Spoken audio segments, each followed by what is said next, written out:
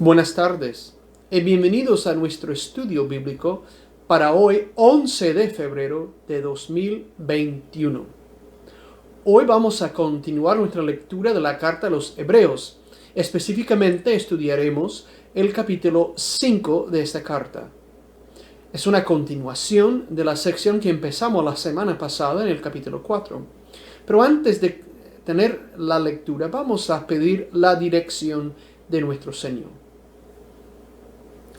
Señor Jesús, te rogamos que envíes tu Espíritu Santo sobre nosotros, para que podamos glorificarte y para que podamos estudiar tu palabra.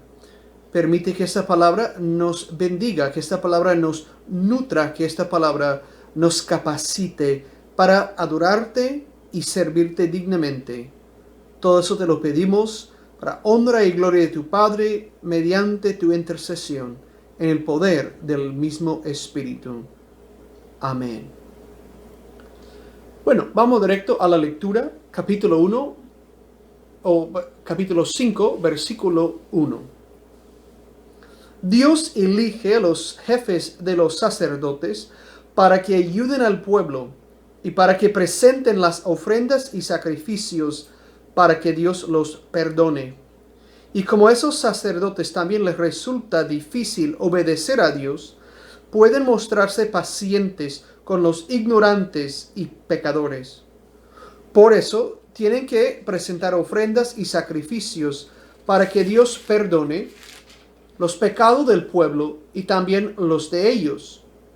Pero nadie puede ser jefe de los sacerdotes solo porque así lo quiere, sino porque Dios es quien lo elige y le da ese honor. Así lo hizo Dios cuando escogió a Aarón como jefe de los sacerdotes. Pausemos ahí. Empieza describiendo a los sumos sacerdotes, los jefes de los sacerdotes, de manera generalizada. Dicen que los jefes de los sacerdotes son elegidos por Dios para que puedan ayudar al pueblo y para que puedan presentar ofrendas y sacrificios para que Dios los perdone. Es decir, los sacerdotes del Antiguo Testamento, y si pensamos que eso va a incluir al sacerdocio de Cristo, ese sacerdocio tiene dos propósitos. En primer lugar, tiene que ayudar al pueblo. Por eso que continuaba en cierto modo el sacerdocio, la función del sacerdote, incluso en el exilio babilónico, cuando no existía el templo en Jerusalén. Podemos pensar en el ejemplo de Ezequiel, que era profeta, pero también era sacerdote. O podemos pensar en Esdras, en los tiempos de la reconstrucción del templo, en que no se ofrecían los sacrificios todavía, pero que se dedicaban los sacerdotes a la enseñanza y a ayudar al pueblo de Dios. El segundo propósito del sacerdocio es ofrecer los sacrificios para que Dios perdone al pueblo por sus pecados. Y dice el autor que los sacerdotes pueden ser compasivos, pueden ser empáticos, pueden entender las necesidades del pueblo que necesita tanto perdón, porque ellos también incurren en la tentación, también se incurren en el pecado. Es difícil obedecer a Dios, dice. Y por eso que pueden mostrarse pacientes los sacerdotes con los ignorantes y los pecadores. Y también por eso tiene que ofrecer los sacrificios, no solo por los pecados del pueblo en general, sino también por sus propios pecados. Además dice que nadie se atreve a ser sumo sacerdote, siquiera sacerdote, si no es porque Dios los llama. Dios tiene que llamar a los que funcionen como sacerdotes. Claro, está hablando en primer lugar aquí de los sacerdotes de la antigua alianza y el sacerdocio de Cristo, como nos lo va a explicar. Y dice, Dios mismo eligió a Aarón, el hermano de Moisés, para ser el primer sumo sacerdote. Leamos a partir del versículo 5, que nos habla de Jesús. Cristo no llegó a ser jefe de sacerdotes porque sí lo quiso, sino porque Dios lo eligió y le dio ese honor. Fue Dios quien le dijo: tú eres mi hijo, desde hoy soy tu padre. Y en otra parte de la Biblia también le dijo: tú eres sacerdote para siempre, como lo fue Melquisedec. Cuando Cristo estuvo aquí en el mundo, oró mucho a Dios y con lágrimas le rogó que lo librara de la muerte, pues Dios tenía poder para hacerlo. Y como Cristo siempre fue obediente, Dios contestó su oración. Aunque él era hijo de Dios, por medio del sufrimiento aprendió lo que significa obedecer siempre a Dios.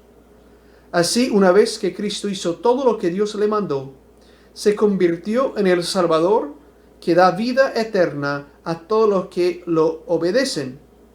Por eso Dios también lo nombró jefe de sacerdotes, como lo fue Melquisedec. Es interesante este pasaje. En primer lugar, nombra a Jesús como sumo sacerdote. Es extraño porque durante su ministerio terrenal, Cristo visiblemente no ocupó el puesto de sacerdote, mucho menos de sumo sacerdote en Jerusalén. Como explica, el sacerdocio de Cristo es otro sacerdocio que el de Aarón, de los sacerdotes comunes en tiempos del Segundo Templo, en tiempos incluso del Antiguo Testamento en general. ¿Por qué? Porque el sacerdocio de Cristo se fundamenta en su vocación como hijo de Dios. Aarón nunca fue llamado hijo de Dios, no pretendió tal cosa. Jesús sí. Entonces cita el Salmo 110, que le dice que es hijo de Dios y que es sacerdote según la orden de Melquisedec, no de Aarón. Interesante.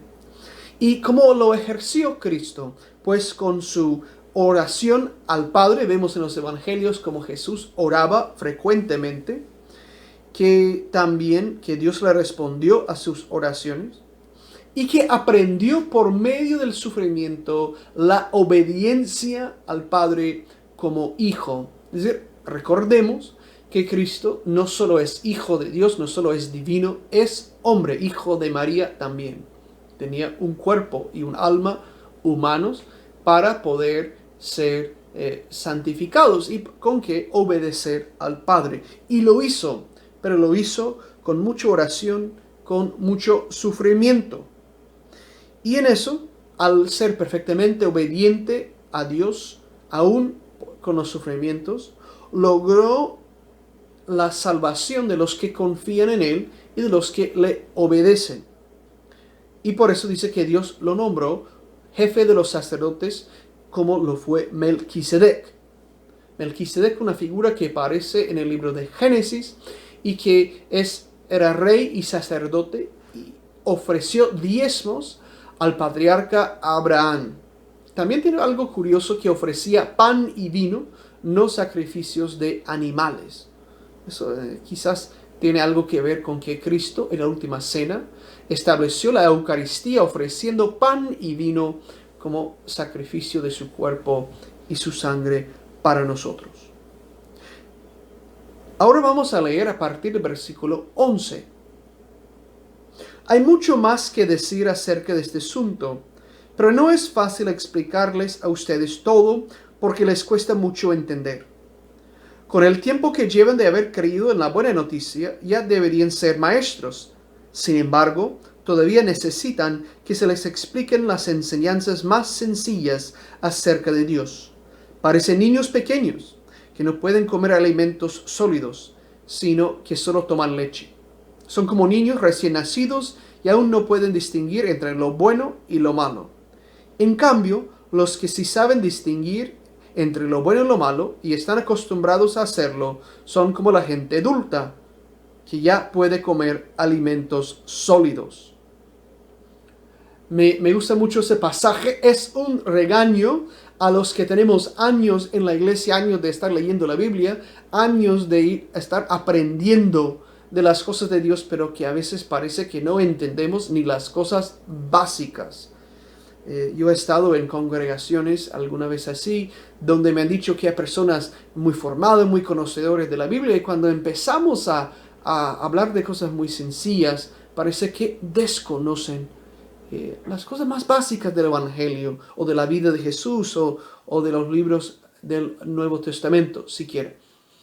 Pero eso no debe desalentarnos, debería motivarnos, esa exhortación del autor de Hebreos, a realmente profundizarnos más en la palabra de Dios y en las enseñanzas apostólicas. Tenemos que saber qué significa creer en Cristo. Tenemos que saber qué significa las palabras del credo de los apóstoles o el credo niceno, que son expresiones básicas de nuestra fe. Tenemos que poder explicar lo que creemos a las personas más sencillas, o como dice aquí, a las personas también ignorantes, de manera que puedan entender y también crecer en su fe. Tenemos que nosotros que ir recibiendo el alimento espiritual cada vez más sólido. No debemos quedarnos como recién nacidos, más si tenemos ya días de estar en la iglesia de manera activa. Ahora, si usted dice, yo no me siento para nada maduro en mi fe, está bien. Es tiempo para madurarnos, es tiempo para seguir aprendiendo. Y el deseo de aprender más de Jesús, el deseo de aprender más de la Biblia, es un signo de que nuestra madurez está ya en movimiento. Estamos aprendiendo, ya solo con el deseo. Pero no podemos quedarnos solo con el deseo, tenemos que realmente aprender, tomar el tiempo, hacer un esfuerzo por aprender más de la Biblia, porque Dios así es tan bueno. Ahora vamos a terminar nuestro estudio con la oración. Oremos. Padre nuestro que estás en el cielo, santificado sea tu nombre, venga tu reino, hágase tu voluntad en la tierra como en el cielo. Danos hoy nuestro pan de cada día. Perdona nuestras ofensas, como también nosotros perdonamos a los que nos ofenden. No nos dejes caer en tentación, y líbranos del mal, porque tuyo es el reino, tuyo es el poder, y tuya es la gloria, ahora y por siempre. Amén. Muchas gracias por su tiempo. Que Dios los bendiga. Y recuerden que el próximo miércoles es miércoles de ceniza. Y en la Iglesia Episcopal San Jorge, a mediodía y a las 5:30 de la tarde, ofreceremos la imposición de cenizas en la puerta principal de nuestra iglesia. Y a las 6 de la tarde tendremos la liturgia completa en línea para que podamos todos escuchar las lecturas bíblicas, un mensaje sobre qué significa la Cuaresma y para que podamos pedirle a Dios el perdón por nuestros pecados.